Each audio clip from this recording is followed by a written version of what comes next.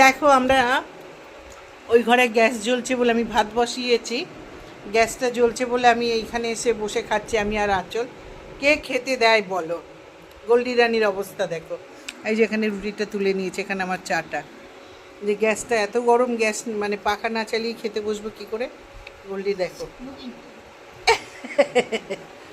কিছুতেই খেতে দিচ্ছে না আঁচলকে। এই দেখ দেখ দেখ দেখ দেখো বাবু খেলা দেখো রে। চলে গেল বন্ধুরা, তাই একটু তোমাদের সঙ্গে শেয়ার করলাম। ওই যে আরেকজন আসছে, ওরে বাপরে সব দেখো তোমরা, মানে মাথাটা সরা আছে, দেখো কি বলবো। মানে রান্না বসিয়েছি তো, তা আঁচল বলছে কাকি ফ্যান চলে তো, ঠিকই বলেছে গ্যাসে হবে।